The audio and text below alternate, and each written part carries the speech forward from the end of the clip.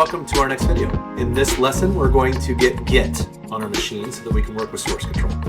So as a developer, source control is going to be one of my most important tools. So what I'm going to do is I'm going to type in GIT download. GIT is going to be the tool of choice. There are other versions of source control if you're interested in them, but likely at this point, GIT has pretty much won the war and most people use it. You can see that on the downloads page, GIT SCM downloads here. So let me just zoom in so you can see that real quick. git-scm.com/downloads. You can see that you can do Mac, Windows, Linux. We're doing Windows because by default it should select your operating system there. And if you have Mac or Linux, you're likely already have GIT, but it's always a good idea to double check and go through the installation if you need to. I'm going to do 64-bit again because I'm on a 64-bit machine. If you're on a 32-bit machine, you would need to do that.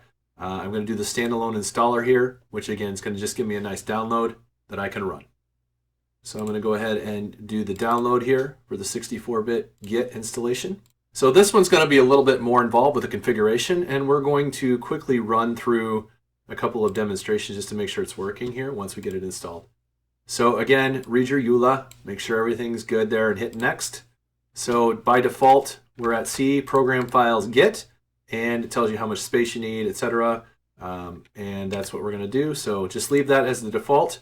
Now here on the choices here, unselect Git GUI. There are a bunch of other options you would use if you need a GUI tool like Git Kraken, Visual Studio, Visual Studio Code, Source Tree, Tortoise Git. There's about 50 different versions of GUIs that are going to be way better than the default Git GUI here, so go ahead and turn that off.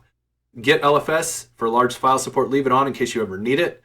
Associate.git, associate.shell. Check daily for Git Windows updates, even though that's annoying and you will get a bunch of pop-ups. It's nice to have the latest version.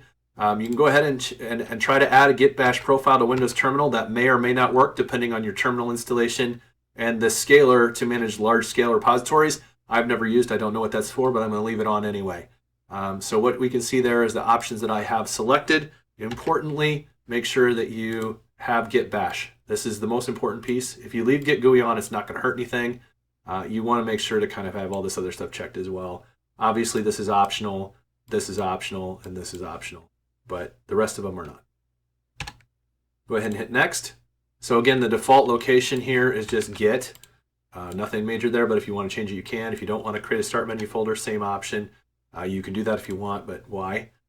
Here's the most important thing so far that we've seen, and this is the editor to use. If you leave Vim in place, Vim is of course a tool that a lot of people in the olden days really like, and I'm sorry if I just offended anybody, but it's also a very, it's a very powerful editor. It's been around since the 60s, but everybody loves it. I'm guessing the 60s, by the way. Ultimately, we don't want Vim. If you leave that checked, you're going to have to set your stuff manually. You already got Visual Studio Code installed on this machine, so go ahead and select Use Visual Studio Code as Git's default editor. Do not use the Insider build unless you want the latest version of Visual Studio Code, but you've already got Visual Studio Code, so just go ahead and do that.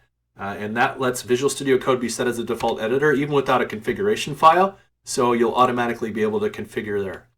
For the branch, go ahead and select Override and leave the default to be main. This is the new standard. Of course, most people understand we used to use master, but other source controls have always used main, and this is a more politically correct way to label our branches. So we're going with main going forward. Most teams will be as well. For Windows machines here, this is probably one of the more tricky things as well. Make sure that you just kind of leave the recommended setting here. We want to be able to use this in the path. We don't want to do it from Git Bash only because maybe we're going to use it from PowerShell or maybe we're going to use it from command line. And we definitely don't want to do this option because this option right here will give us all kinds of overrides that we don't want on a Windows machine. So make sure you just kind of leave that set to what it's supposed to be. Leave this to the use bundled SSH. That's the SSH.exe that comes with Git. SSH is a tool that you can use to terminal into Linux machines or other things. And OpenSSL, this is how you can create certificates as well as signed certificates for your code or websites or whatever, create cert files, generate PFX, whatever you need to do. So leave that OpenSSL. Don't use Windows stuff for that.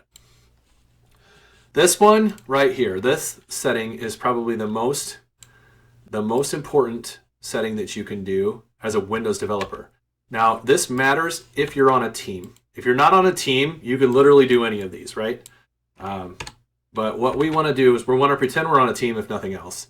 And we're on a Windows machine. So we need to check out Windows style. And the other team members might not have Windows. So we want to commit as Unix style. This will give us the least amount of errors or problems on a team environment. This is also a git config setting of core.autocrlf set to true. Now, if you don't know why all this matters, carriage return line feed, CRLF, is a big problem between Windows and Linux because the slashes go in the other direction and line endings are different, right? So it's important to make sure that when we're working on Windows, we work like a Windows machine. When we're working on Unix, we work like a Unix machine. And if we have mixed environment, we don't conflict with each other. So that's why you would leave this checked. Use the default terminal. And the last setting here for how to deal with pulling. So git pull is a command that lets me get things updated on my machine. And ultimately, if you don't know what you're doing or if you've never worked with git, leave this first option checked. Fast forward. I'm going to leave that checked. You can, if you know how to rebase and you understand what that means, this might be recommended for a more advanced user or only ever fast forward. There's really, none of these are really wrong. They just perform differently. So if you've never worked with git or you're new to coding, you would definitely want to just choose this one. And then the Git Credential Manager. What Git Credential Manager does is it allows me to have my sign-in saved within the Windows credentials, and then I never have to re-log into GitHub or to wherever I'm working with to sign in to push my code. So leave that checked as well.